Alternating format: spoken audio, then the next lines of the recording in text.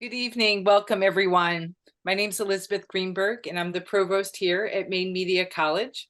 I want to thank you all for joining us this evening to see the work of and hear from several artists, all recent graduates of our low-residency Master of Fine Arts program. The MFA at Maine Media College is a unique program, and we're a unique institution.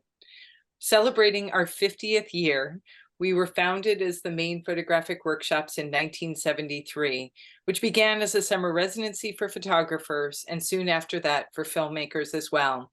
Since then, we have grown into a year-round institution offering opportunities for lifelong learning in person, online, through workshops, certificate programs, and the capstone of all of our programs, the MFA. We have trained artists from all over the world and engage with conversations, stories, art, concepts, and ideas from a global community of those artists. Earlier this year, Maine Media was awarded accreditation and member status with the New England Commission of Higher Education, making it now a fully accredited Master of Fine Arts degree program. Tonight, you're going to meet Howard Greenberg, the chair of the MFA program. We're joined by Wayne Beach, the chair of our film program, Bissy Clover, who handles our recruitment and external partnerships, and the stars of the night, our recent graduates, artists Kathy Cohn, Sal Taylor-Kidd, and Luis Zerone. Few housekeeping notes. If you would, please keep your microphones on mute so we don't get distracted by background noise. And we're going to use the chat function for any questions. If you have questions for a specific artist, please note that as you type your question in. And at the end of the session, we'll also have time for more general Q&A. Looking forward to hearing from our guests tonight. And I'm going to turn it over now to Howard Greenberg to make introductions. Hi, everybody. Thanks so much for coming. Some of you I've already spoken to, and it's nice to see you here again. We used to do a more an open house. I was involved more with the curriculum and the operations of the program in general. But last time we did this, we switched it up and featured graduates of the program and let them speak about their work and their experiences in the program, and that seemed to have been appreciated. So we're going to continue that tonight. It's really about the graduates. And that said, if you do have pressing questions about either the process of applying to the program or how the program works, if there's time at the end, you can direct those questions either to me or Elizabeth, or if there's something specific about film, to Wayne. Wayne is the chair of the film program broadly at the school, but he's also MFA core faculty. I'm also going to put my email address in the chat, so that if there are questions that you don't have the opportunity to ask tonight, feel free to get in touch with me at a later date. So I think I'm not going to say too much by way of introduction. And I think who did we say was going first? Was it Kat? Bissy, Kat. Okay, everybody. So I'm going to introduce Kathy Cohn and let her tell you about her work. Well, good evening, everyone, and what a pleasure to be here with my former MFA colleagues and mentors and inspirers. And so I started the program in 2017, And prior to that, I'd had a practice for most of my life, starting in the early 20s.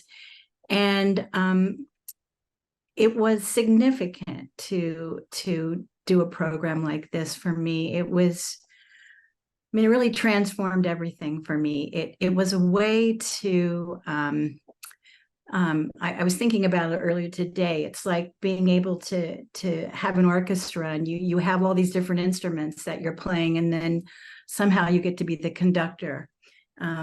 My experience with all the different intensives, friends, the community, huge for me to be able to work and continue to work and continue to have this community a part of my life.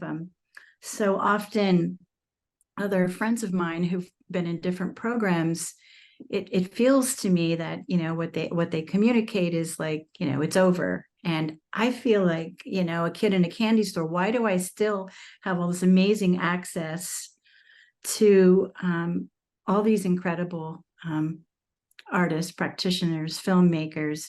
And I do. And one of the things that I really felt in terms of the program that helped me was this idea of learning how to edit, which to me is like the real art of everything. And being able to be in an intensive program and have fun, because that is huge for me, to be super serious about what I do, but to have these relationships, this conversations, this insight with a group of mentors and professionals that are all part of it, all part of what I'm doing, even if I'm not working with them directly.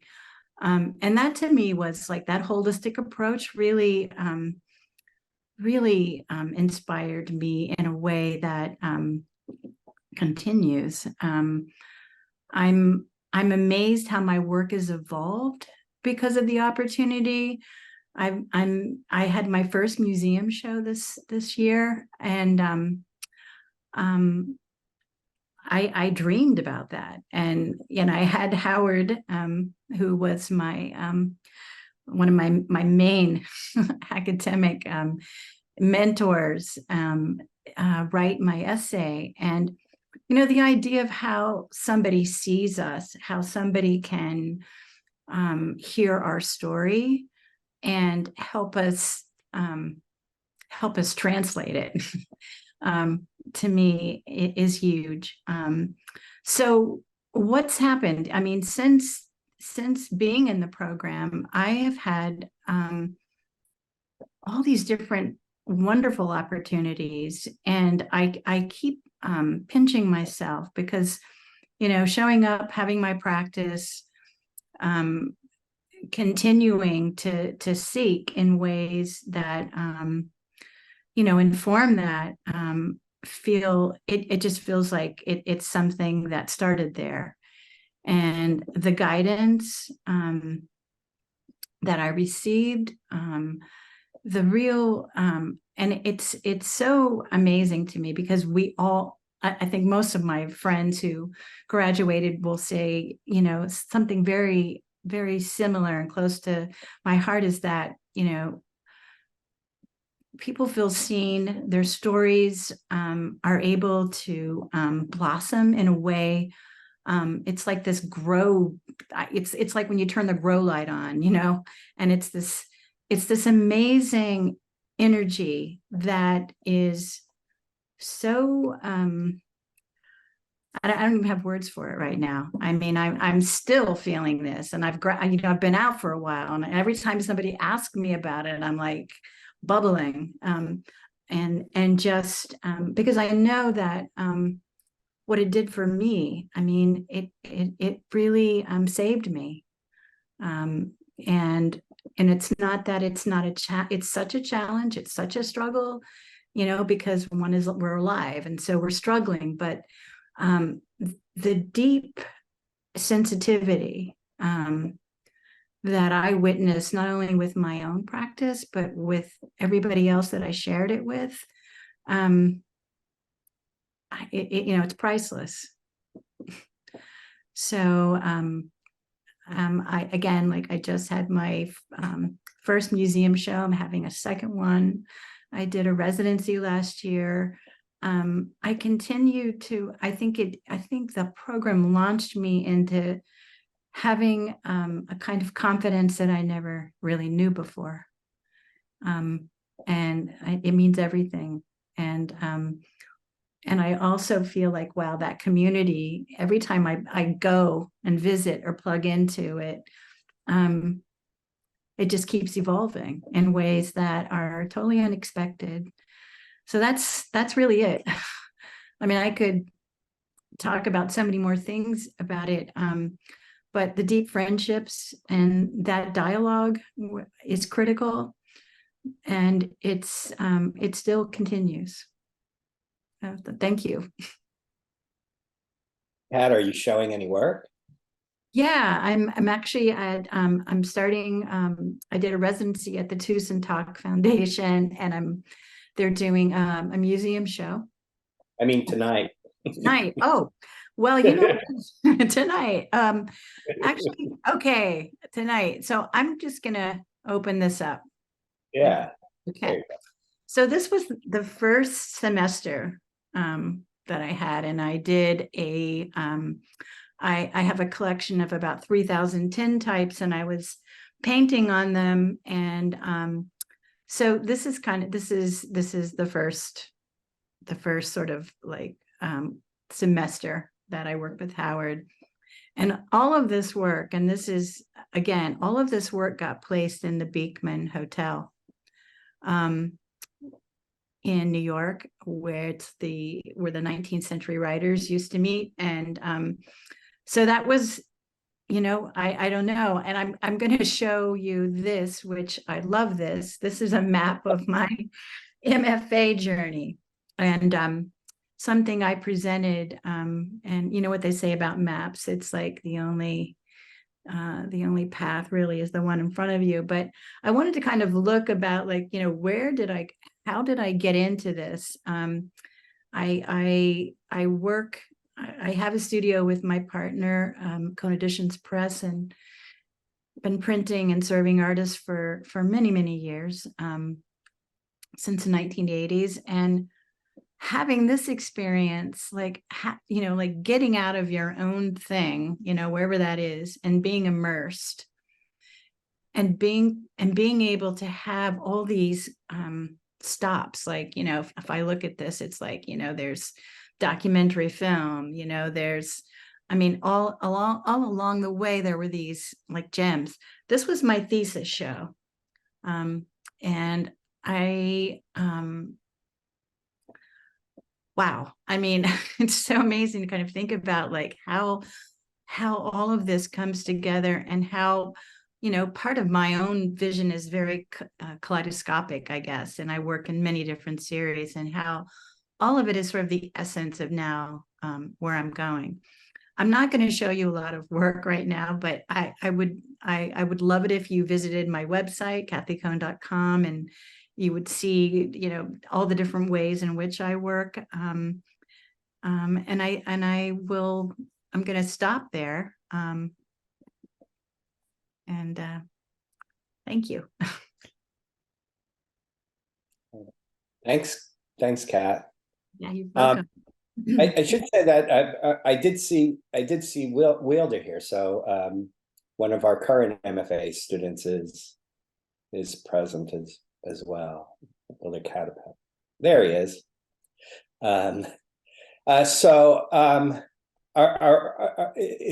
Is Louise going next, or do we change to Sal?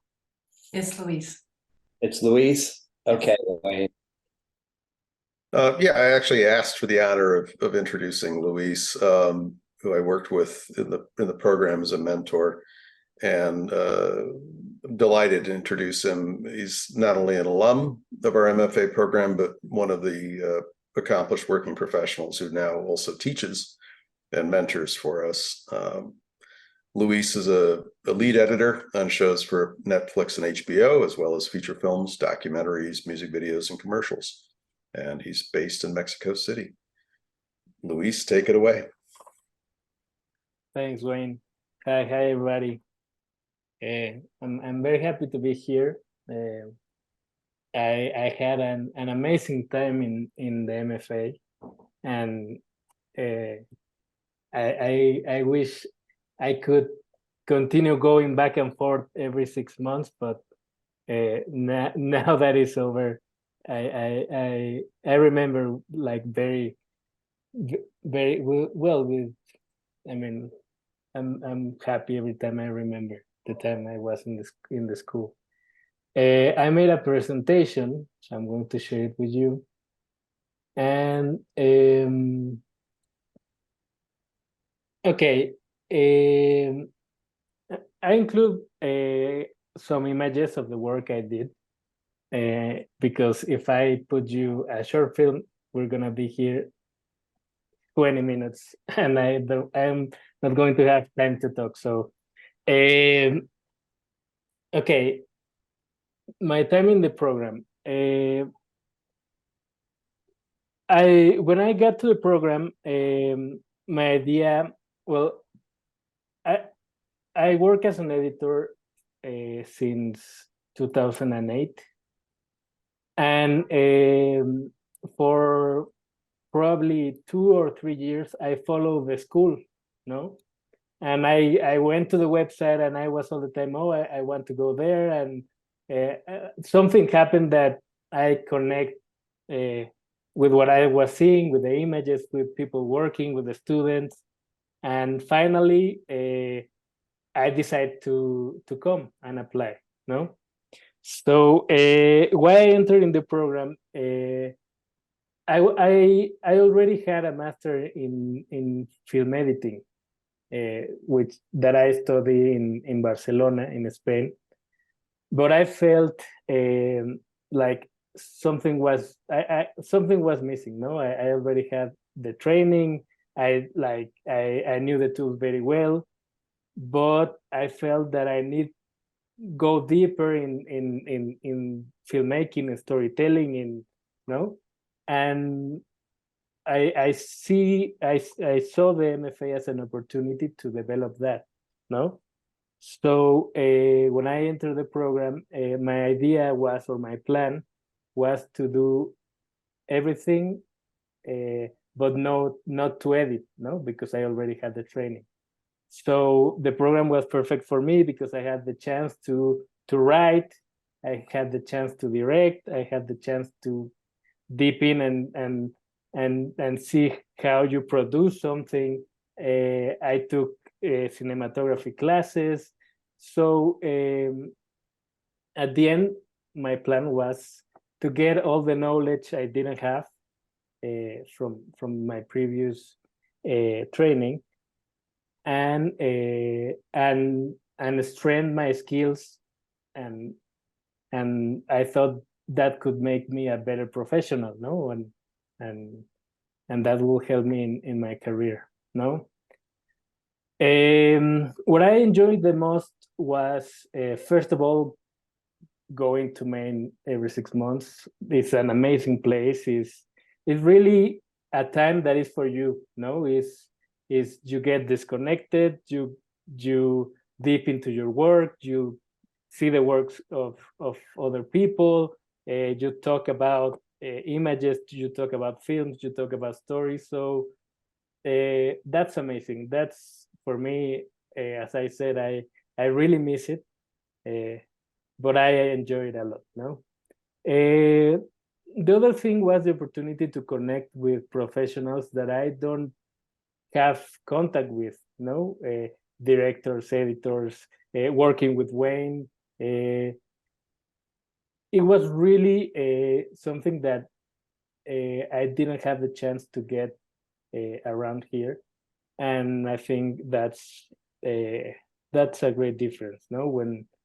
When you are a professional and you have a certain amount of time working, what you really need is that little advice from someone, from an accomplished professional that can help your work go beyond, no? And I found that in the school. The biggest challenge, I think the biggest challenge in the MFA is that you work, I mean, you work by yourself. It's like you work, you have to have the discipline and the strength to really take forward your projects. No, that's the biggest challenge. But also, it makes you very strong. No, because at the end, if you want to be an artist, if you want to survive in the industry, that's how it's gonna be. No, is if you have a project in your mind, if you have something you want to do, at the end, it's you the one who is going to take the project to the next level. And then what I got, I think I got everything I wanted. No, the experience, the knowledge, friends. No, and a lot of opportunities. No, every time a good thing about the program is that you can continue working, and you can continue working. So I was editing when I started the program. I was a senior editor in I was assisting in movies, and I started to edit in series. And every time I come back to Mexico to work, because I always had to take a couple of weeks to go to Maine, and when I come back and my bosses or the lead editors saw my work, it was like, wow, this is what they make to you. No, this is great. So I with the time I felt that the more the program was running, the more I make better work and better scenes, and have more choices and more tools, creative tools. So that's what I got. My projects during the MFA, I did a short film. I did many directing exercises. I wrote a feature screenplay. I did a business plan for a short film with a producer. I analyzed tons of films and did breakdowns of the films. So I did many things, and I think the variety and the good thing about the program is that you can choose what you want to dip in, no, in the semester. So I think that's great, because where you have your interest is where you are going to work. The skill you want to develop is the skill that you are going to work on. No, so I think for me that was great, because I was really doing and going deep in what I wanted. No, obviously you have the guide of your advisors. You have Howard that is all the time behind you and following your process, and all the mentors. So at the end, I think that was my experience with the project. Talking about mentors, for me it was great to have the opportunity to work with Wayne, with Alan, with Bob, with Kate, and with Bester, with Brent. Like every one of these mentors really show me and share with me a good amount of knowledge that now that I'm that I continue my career and I'm working, I really think about, what do I learn from this mentor and how to apply it, or I just realized, that I'm doing this and I'm like, oh, I talk about this with Wayne, or I talk about this with Bob, or so. I think that was a great opportunity. Also, I had the opportunity to work in the school for a year. So I work as staff editor, and again, it was an opportunity that really, well, it was a life experience, to live in Maine for a year, to work in tons of projects, to know tons of people, artists from all over the world. So I think it was a great time for me that year. And now about colleagues, friends. Now I continue. I'm continue getting in touch with people in of the program. I've worked with some of the students now in a professional way. So the conversation continues, and not only with the people I work with or I study with in MFA, with other graduates maybe that were after or before me. The conversation continues. So I think that was or that is something that I really appreciate about the program. Today, well, the impact in my career is I think I really find a voice during the program, and that was reflected in how my work has evolved, and from that time to today, I've been editing many shows in different platforms, in HBO, in Netflix, mostly Netflix, and I can see that that goal of taking my career to the other level is there, is there and continues to evolve, and now I had the opportunity to work on the most important shows in what Netflix calls not English shows. I made some of the most successful in the world. So I think that makes me happy, and that makes me a confirmation, that what I was seeking, I got it. The other step, because this continues evolving, is I start teaching at the school, so and teaching in Spanish, some classes in English, and I had the chance to be a mentor in the MFA. So actually, I was Wilder's mentor for a couple of semesters. So this continues. So it's something that, I don't know, you when you enter to the program, you don't realize how this is something that is always going to stay with you and can evolve in many different ways, if you want to be attached, but I think that's what I live in the program.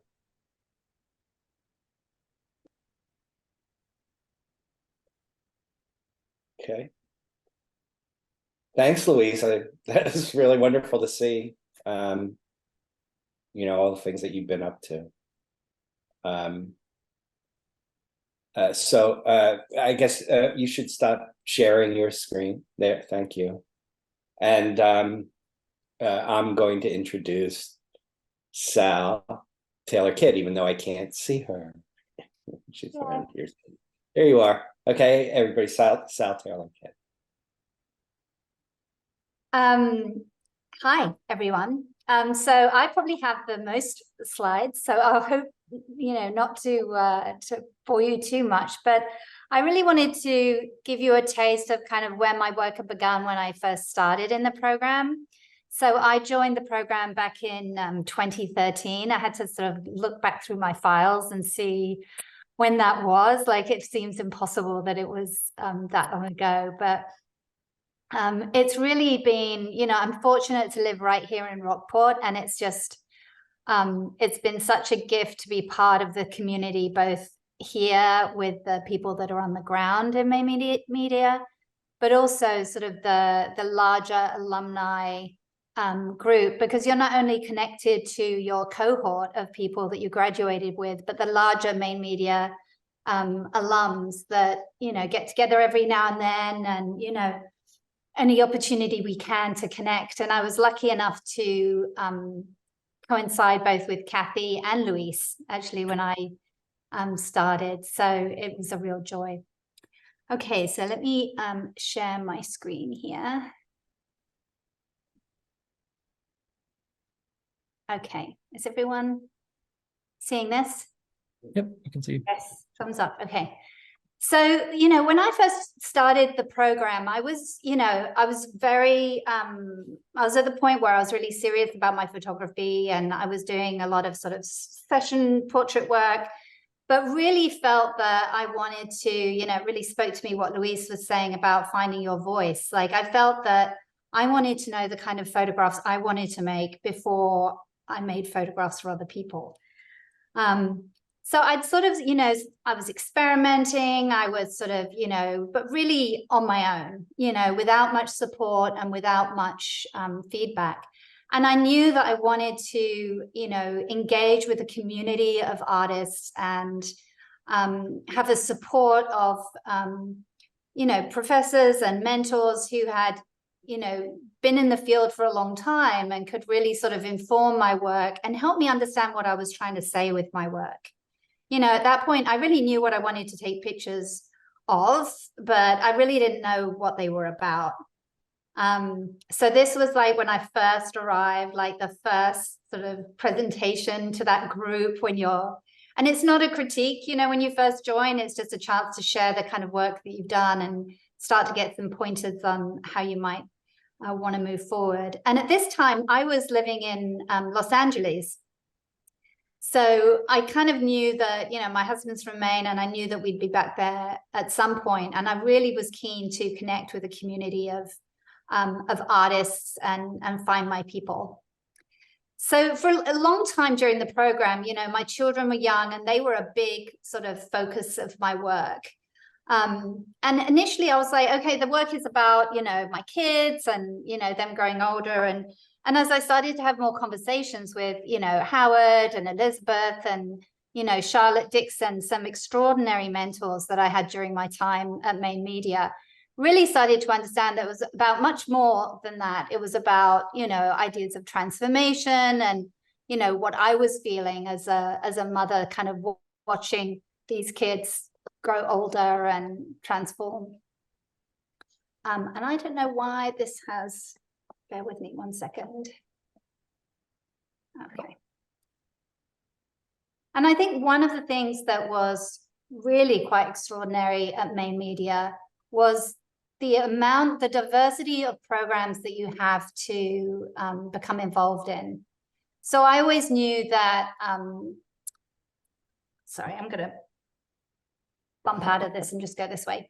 So I always knew that books were a really big part of a passion of mine and something that I was always interested in, but really didn't have any mechanism to explore that.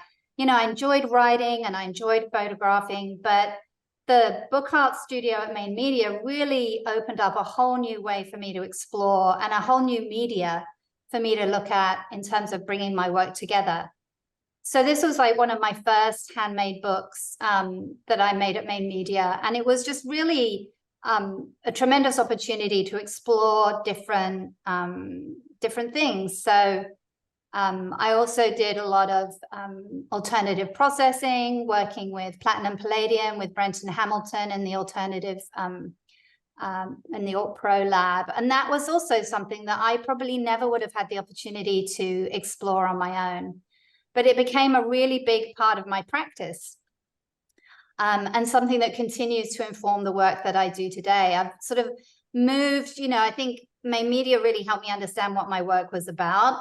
And then sort of like, that was sort of halfway through the program. And then towards the end of the program, it was like, okay, well, how do I want to express that? What are the tools and the media that I want to use to sort of say what I want to say? And what is that conversation between the way I'm telling my story and the content of the story itself? So this was, you can see sort of like these ideas of metamorphosis and transformation really form part of my final thesis at Maine Media. And as part of that, I produced a book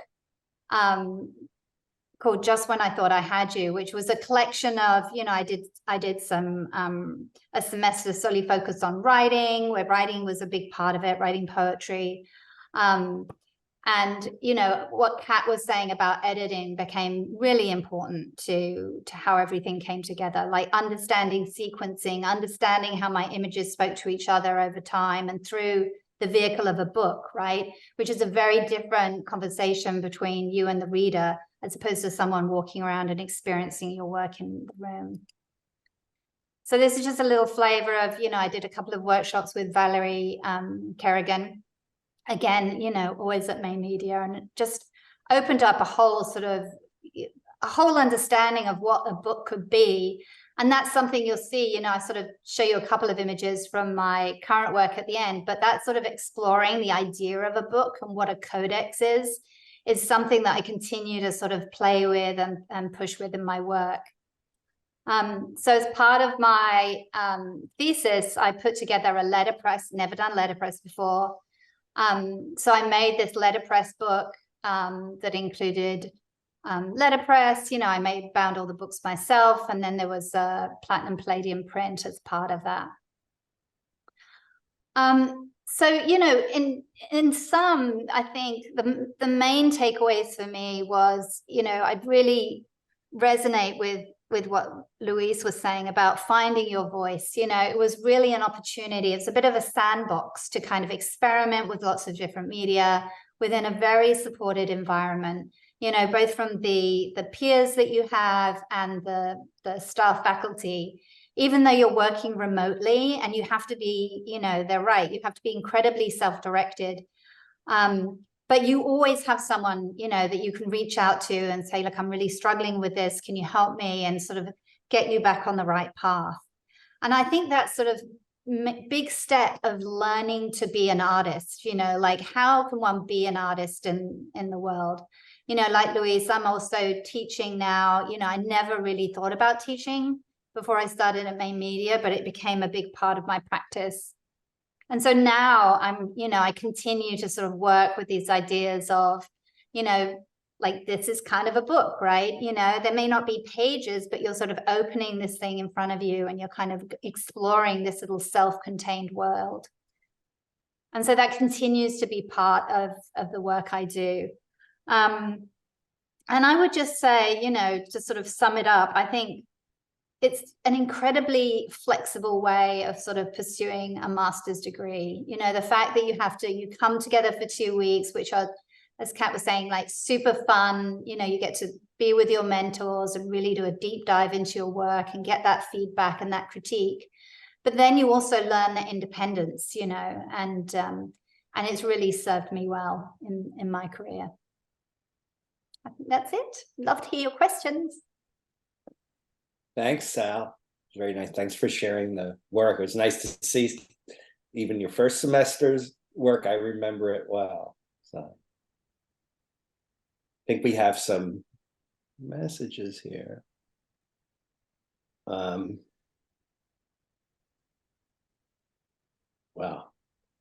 there's some applause.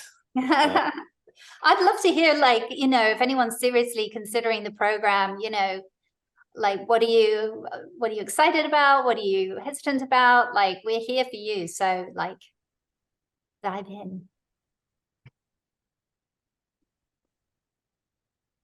Hi. Hi.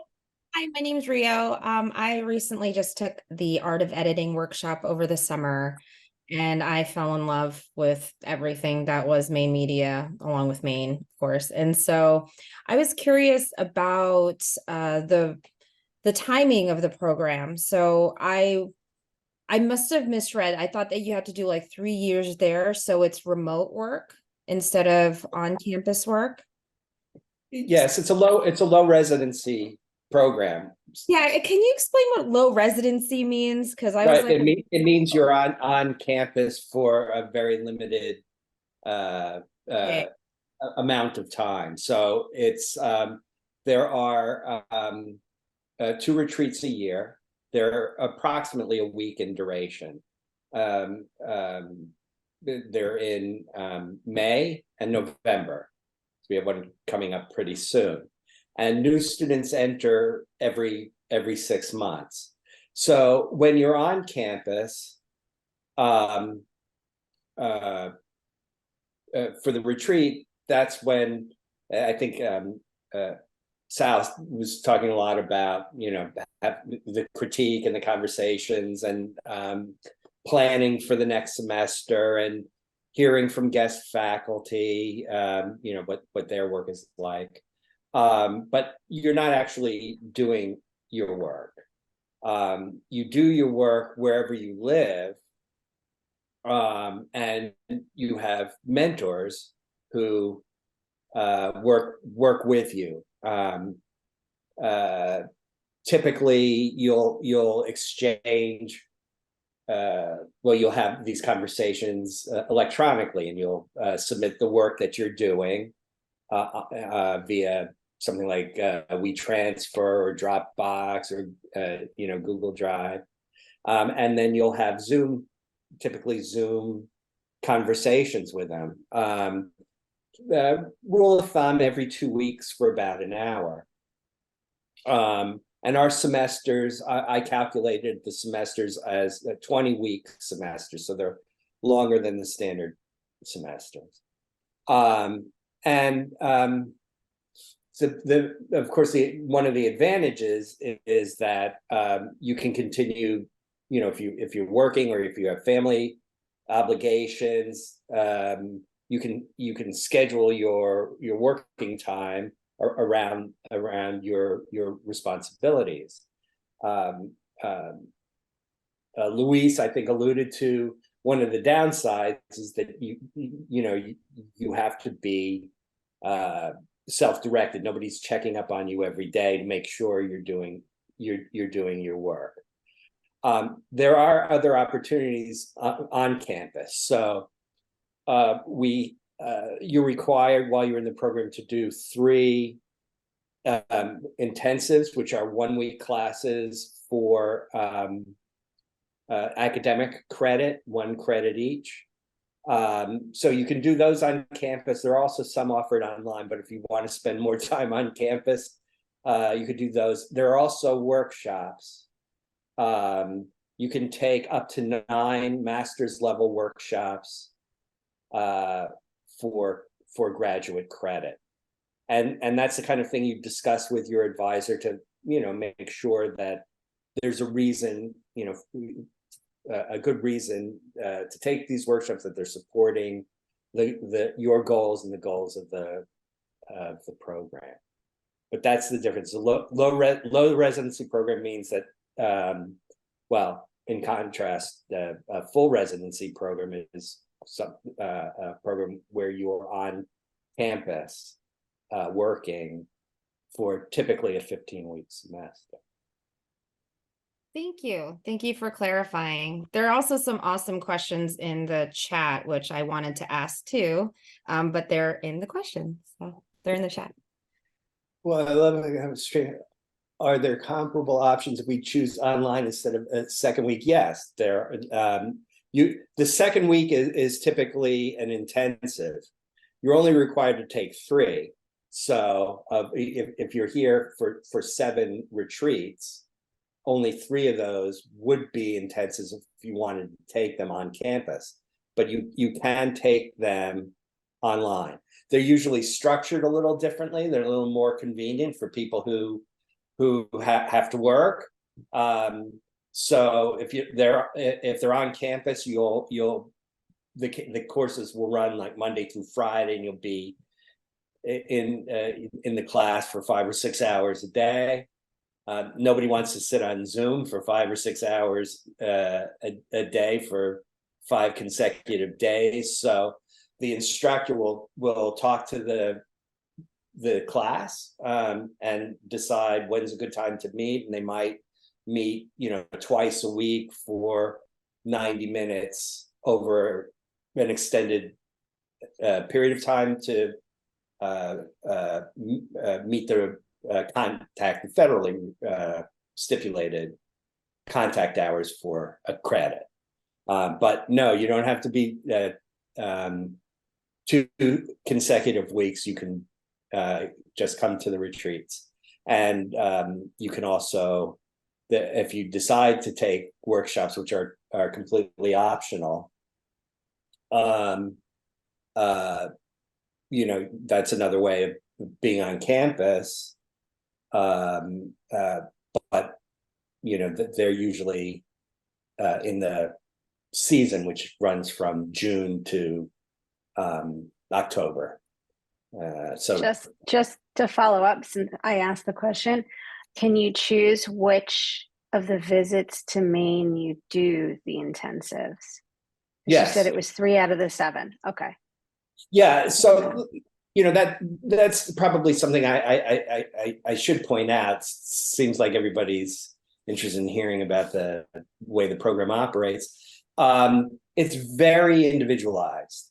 When you enter the program, you'll be assigned an advisor, and you're in contact with the advisor to help you, make those kinds of decisions, like what kinds of projects should I do? When are workshops being offered? That I can fit them into my schedule. And in fact, you'll with your mentors, you'll compose project proposals, which are a list of your goals and objectives for the semester. And the way you'll write those is to have them reflect the standards of the program, but the standards are written in such a way that they can be met through very personal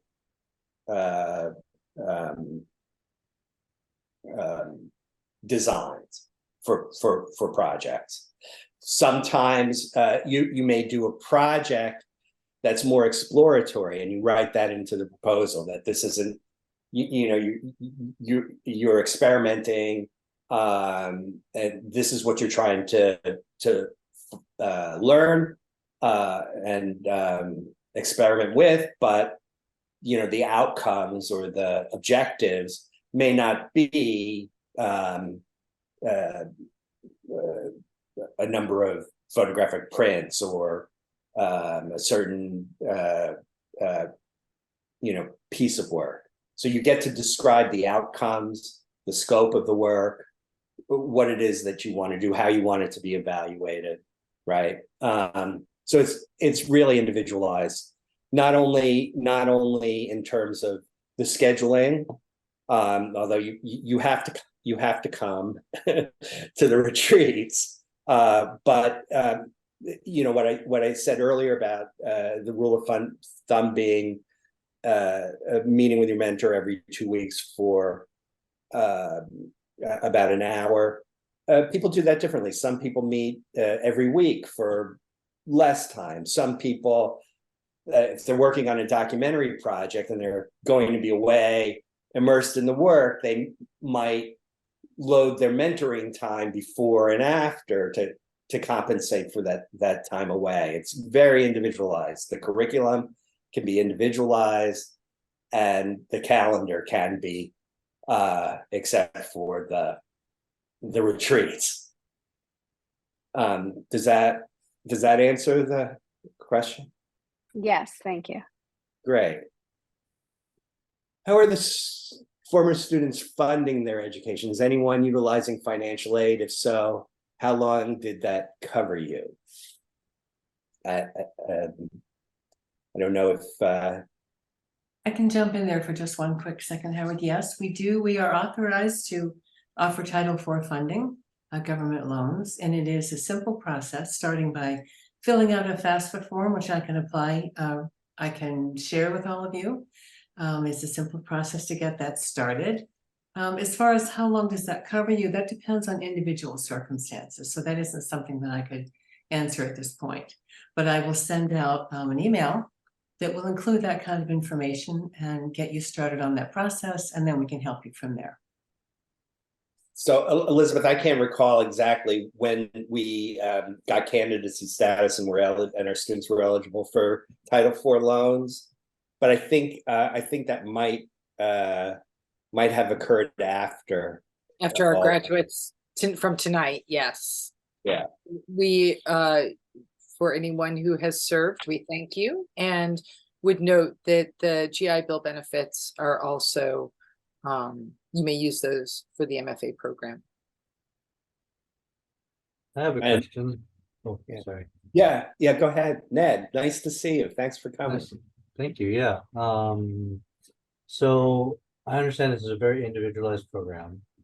However, I'm curious to learn if there's any room for collaboration with other classmates or other people. For example, if you're making a film and you need a DP, or I don't know, how would that work? Yes. The answer is yes. I mean, you can design it that way. I mean, it's we're not likely to prescribe it unless it's a particular workshop type class. There might be you work together, but you're perfectly willing to speak with other members of your cohort and work together on a project. I don't know if you did that, Luis, with Florencia. I seem to recall. Did you do that with Florencia while you were both in the program? Yeah, while I was in the program, I edit a documentary with Florencia. She directed and I edited the documentary. And nowadays at that time maybe it was a little harder or unusual. Nowadays is very, it's what we do all the time. The last 3 series I've done for Netflix, I've done it all from home with my team, everybody in their homes. So that could be a question if you want to get into filmmaking. But nowadays that is, in terms of sharing and sharing files and sharing review platforms, that has changed a lot. Nowadays that's how we work. And things are going to there. More and more we're working in projects from all over the place. So the other thing I did is we did a couple of projects while we were in the retreat, for example. We went there and we did a couple of projects shooting there and making exercise. And depending on what you want to focus in the filmmaking field, you can. What I did is I took 6 workshops. I took 2 directing workshops. I took, I think, 3 cinematography workshops, and there I have all the aspect of working with a crew. You can cover it that way. It's Uh, The, that's mar- what I did. the marching Quixotes Yeah. Mhm. was Florencia's Mhm. was her thesis film. Yeah, and I edited the film, and I think she was in LA at that time, and I was here in Mexico City. And I mean, today that will be much easier, no? But And it doesn't necessarily have to be another student with whom you're collaborating. I mean, collaboration as a practice. I mean, if that's what works for you, then that's what you'll do. I mean, we certainly don't at least intend to make any barriers. mhm. So the next question, sorry if you've already mentioned this, but can you find out who your mentors would be? Yeah, so when you're admitted to the program, the first semester, you'll do a 6-credit studio project and a 3-credit academic project. The studio project is the making of your artwork. And the faculty will recommend a mentor at the end of that first retreat before you start your first semester.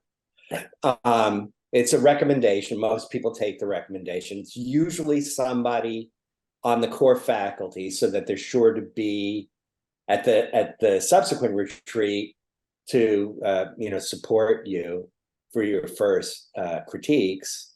Although there have been occasions where another faculty member is just such a great match that the faculty might recommend that individual. After that, you choose your own mentors.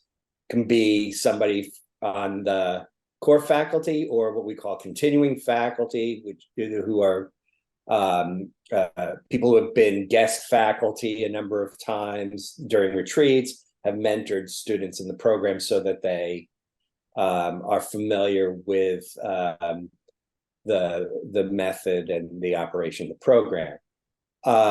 If there's somebody, also a number of workshops faculty in our workshops program mentor projects. They've all been pre-approved. If there's somebody new, somebody that we don't know, and you'd like to work with them, you can generally have them approved. What you have to do is have them send in a CV.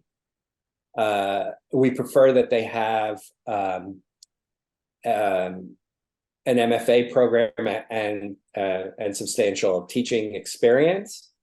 If they don't have an MFA degree, but they've got a great teaching background, they're likely to be approved.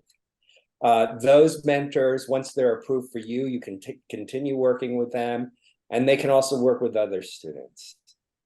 In the event that somebody you want to work with has neither an MFA degree or teaching experience, but is working in a highly specialized field, that's something that you want to learn, they can be approved to work with you and only you on that project.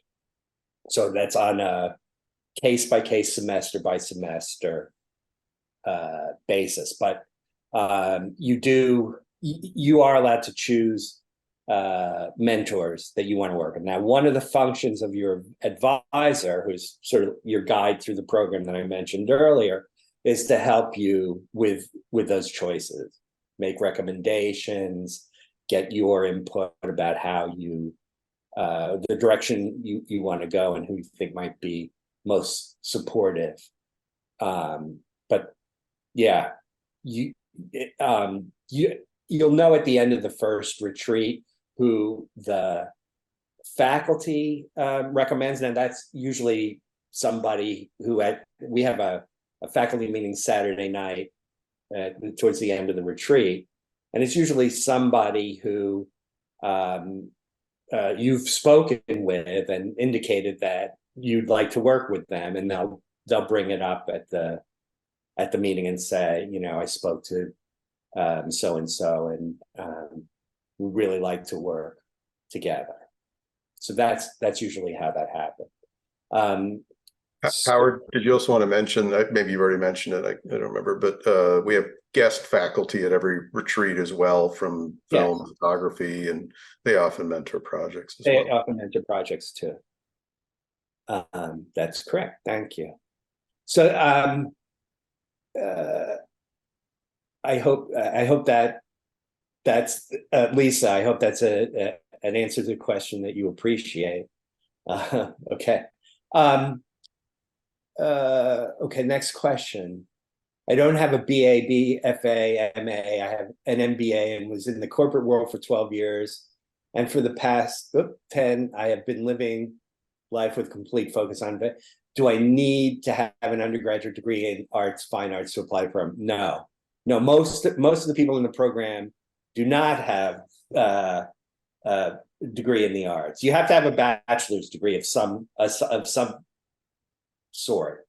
I mean, we do have an exclusion in certain extraordinary circumstances, but we're limited in that regard. So it's expected that you'll have a bachelor's degree of some kind. I think our students have had very interesting lives and have worked in different fields, and bring all of that to their work. So makes for a very rich learning and environment when you're here on campus. Get different perspectives. We have, doctors and lawyers and people who've had professional lives before. And the students in the program, although we admit anybody, regardless of their age, but I think our typical student skews a little bit older. So it's not like a lot of people fresh out of undergraduate school. Although there have been some, and they've done well. My past experiences in teaching, high school art teacher. Oh, this is Jessica. And mostly painting and printing. I've done a lot of photography, and I am interested in how the graduate school have evolved into book arts. My ideas are very interdisciplinary. Is this a kind of program that I want to dedicate 3 years to? Absolutely. I mean, and I'll let the students answer for themselves. But we've had students. Most of the students enter the program with some sort of lens-based practice, but they don't leave necessarily with a lens-based practice. So we've had students who've done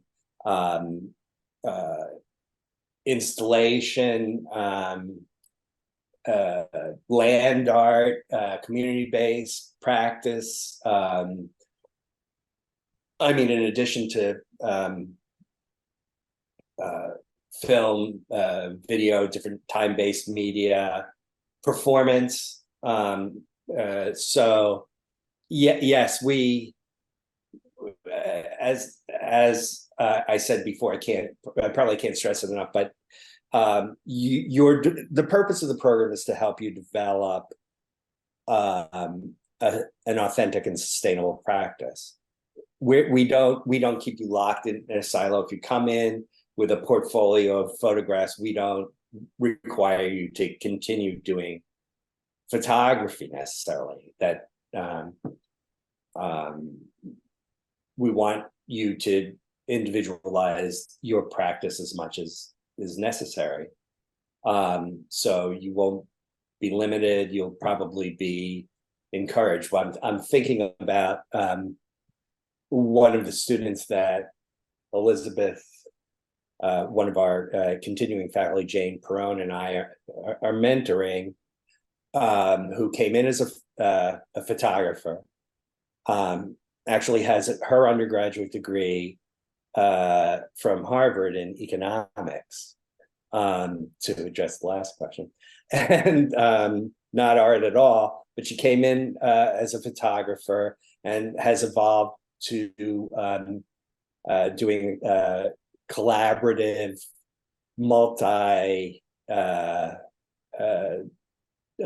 disciplinary kind of art, and she's graduating this semester, so she has 3 daughters she's been collaborating with, and her thesis piece will be a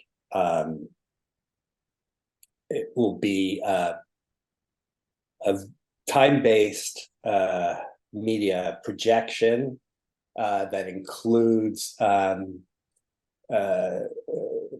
some of our own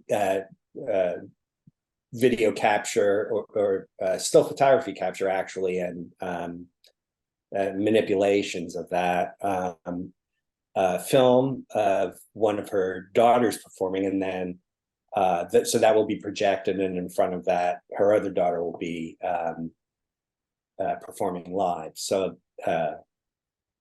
things change. Yeah. Whatever constitutes the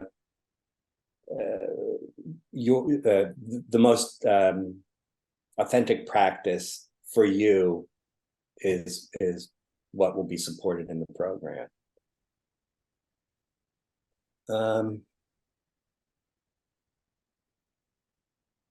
Okay.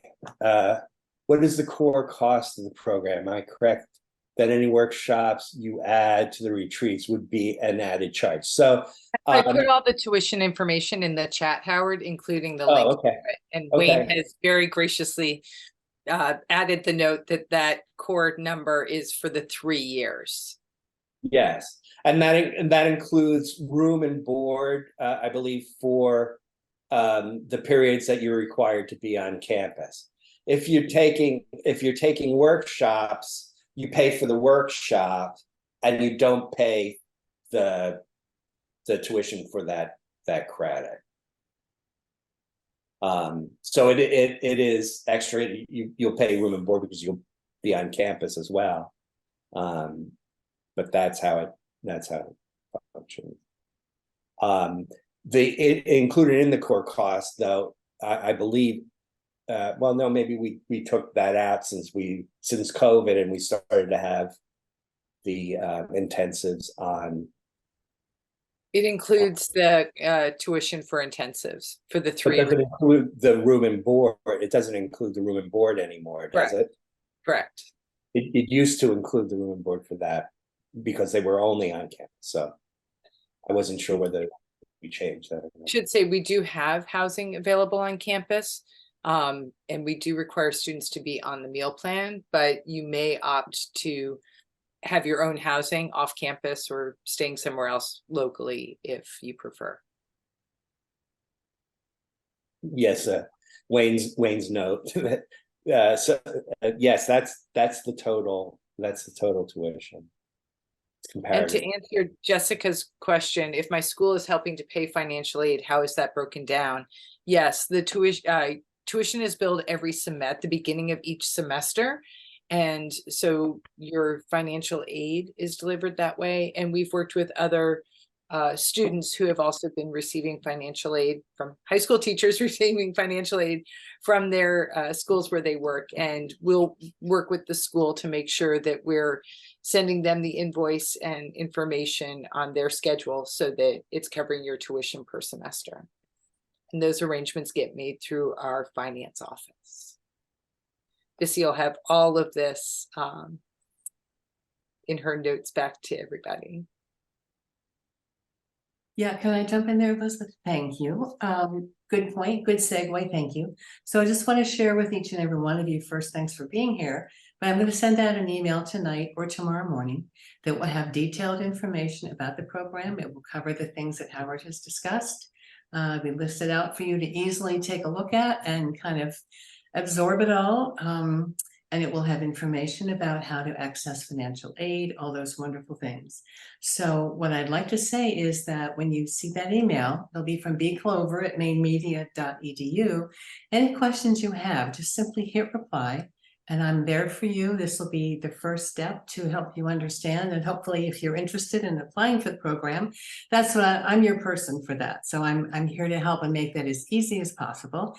And I'm also very happy to help coordinate conversations that you might like to have directly with Howard or Wayne or Elizabeth. They have, I think, put their information in the chat, but if somehow you lose that and it doesn't happen that way, just reach out to me and I will magically make that happen for you. And I'm happy to answer any questions that you have about the whole application and admissions process. So, but thank you for being here. We sure appreciate it. Another question came in from Jessica. You may start in either May or November, and admissions is rolling.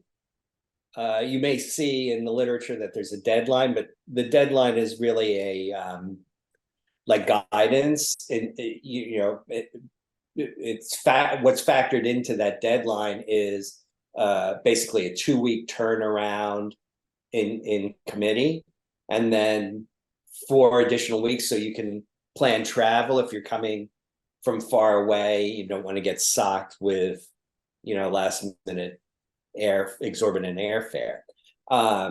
But applications are reviewed as they come in, and you'll be notified as soon as it's through the committee whether or not you've been accepted. You have a year from the following retreat to enroll. So Jessica, if you wanted to apply now and get an answer, you could defer matriculation until May, which seems to be your preference. And that would be fine, and that gives you the time to prepare and get things in order.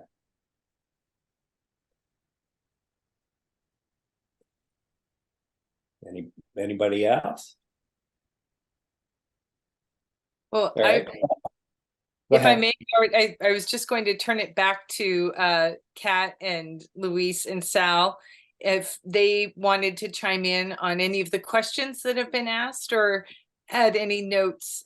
So appreciate you all being here tonight. Kat, did you want to add anything? Maybe to the question of collaboration, because I think the process is a very collaborative one. And I found that even, as we're working on these individualized projects or customized things, that collaborative aspect is a huge part of the dynamic of the group, and one that I just really I loved.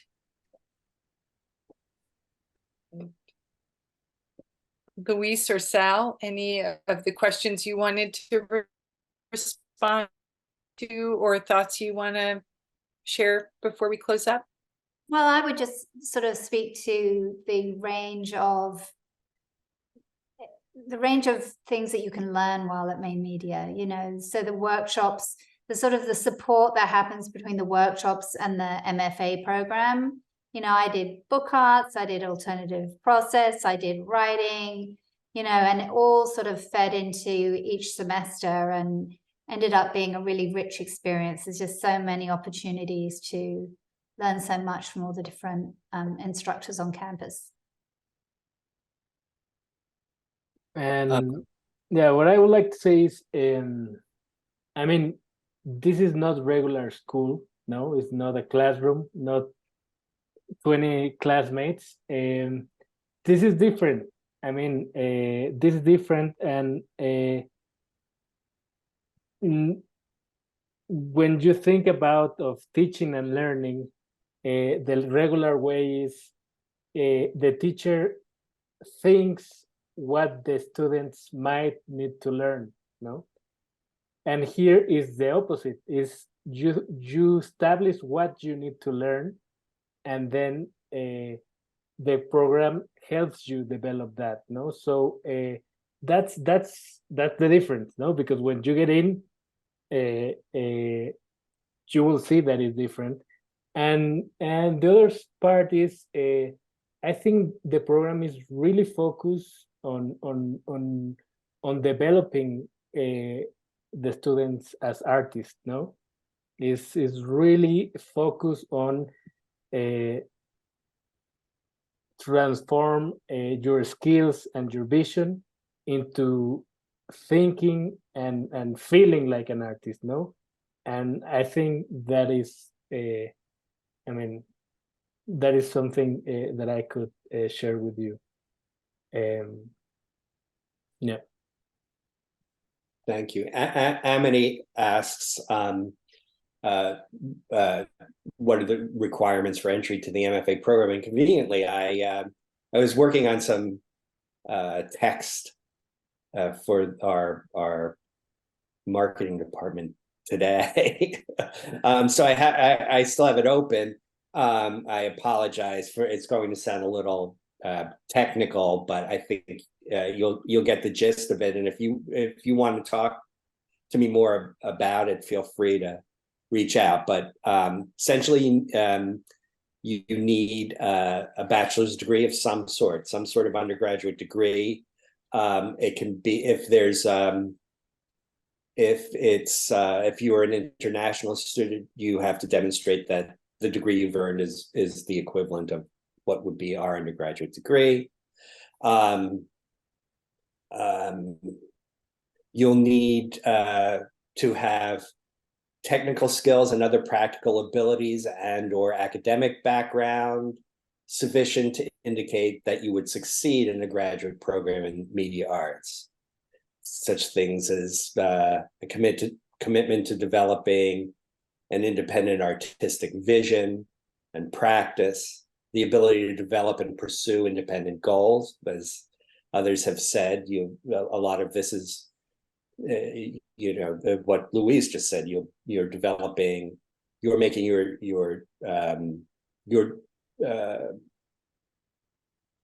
designing in a way your own curriculum, the capacity to engage in graduate level discussions and critique. It is therefore recommended, although the committee stipulates no specific academic prerequisites in these areas, that a matriculating student be conversant in the history and contemporary applications of the medium you use. So you have some idea of if you let's say you're working exclusively in photography, that you have some knowledge of the history of photography and how photography is practiced in the contemporary art world. But that's about it. There's no specific requirements, so many credits in art history or so many credits in photography even.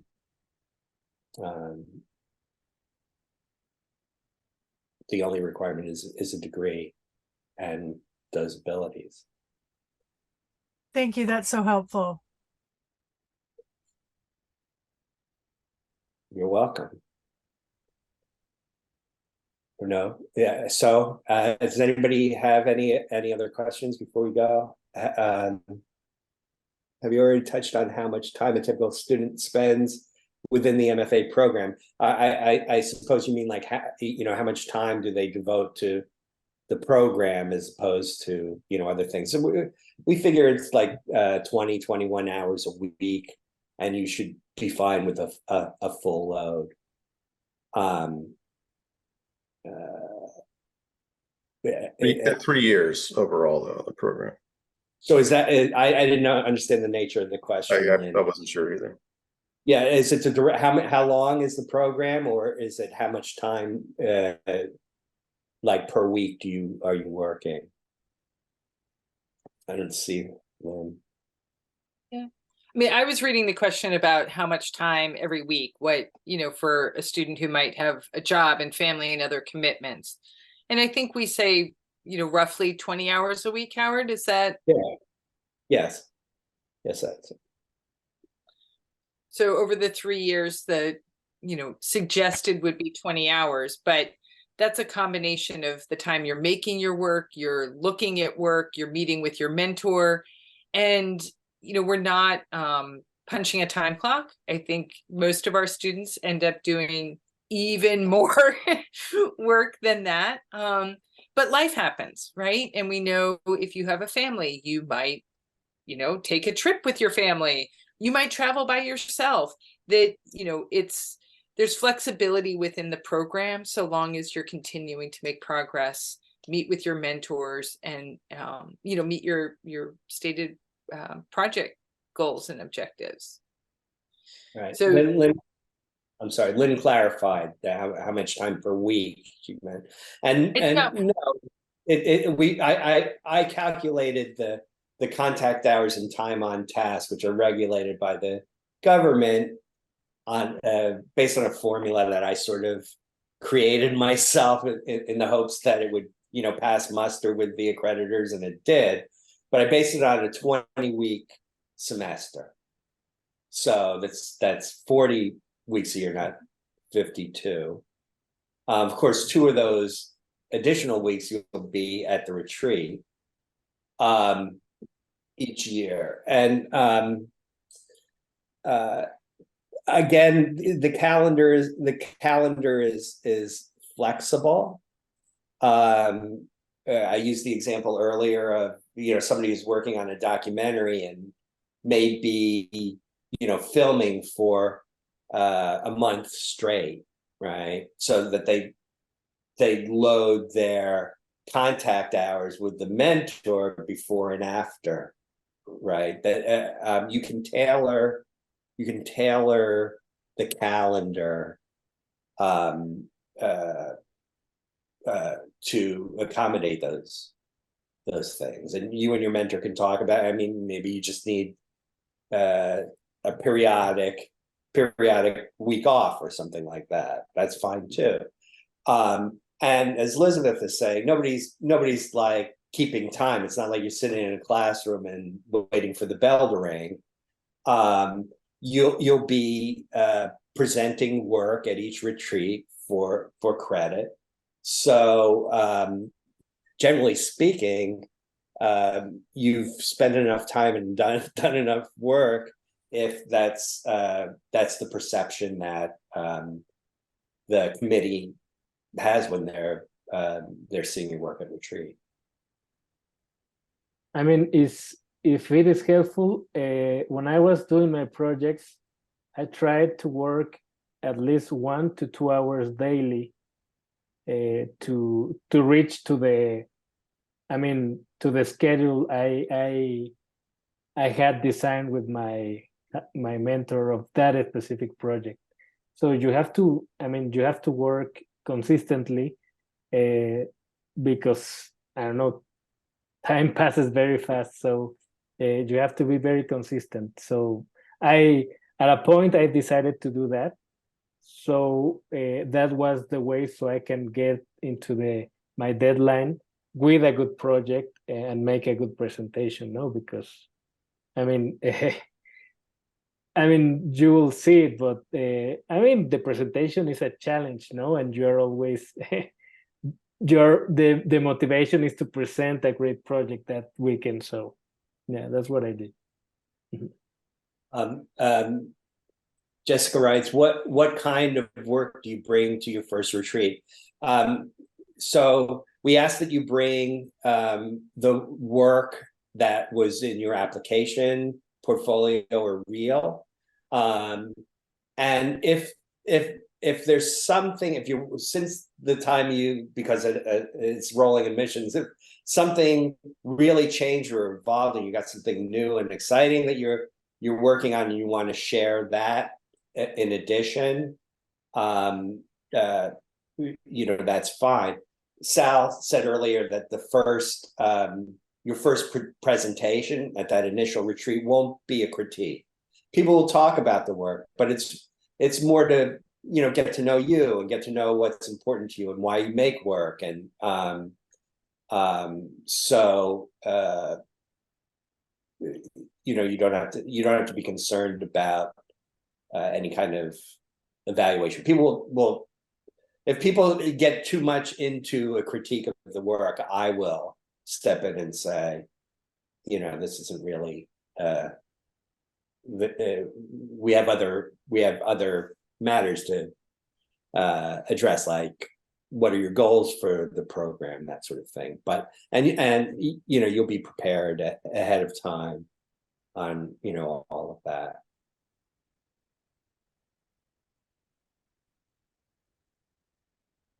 Anybody else? Hi, Howard, it's Sissy. I just Hi, wanted to Sissy. thank How are you? you, Bissy and Elizabeth, for answering all of my countless emails and helping me. And Louise, Kathy, and Sal, congratulations on your degree, and thank you for sharing all of your beautiful work. You set the bar really high, so I'm kind of really nervous because I'm like, wow, great job. Thanks for sharing your experience. I just wanted to thank you. Welcome. Thank you Thanks. to our guests, to Matthias Mann for producing and hosting us tonight, to Bissy Clover for coordinating, and I know all the outreach. And just to say, you know, we're happy to answer your questions. So, you know, you can follow up on Bissy's email. She'll connect you with us, and just really appreciate everybody being so engaged tonight. Great questions and a wonderful session. And thank you everyone for coming. If you want to speak with us again, you know, feel free, reach out. If enough of you want more of a nuts and bolts kind of conversation, we can schedule that for a later date. Howard, I see one last question. Yeah, They're asking how to record get the recording. I will send it out to everyone. I will send it out as soon as we have to edit it, so it may take a day or two, but I will send it to each and every one of you, so you'll get it. Okay, thanks everybody for coming. It's nice to Thank you. see Thank you. all the Thanks, students Hannah. again. It's wonderful.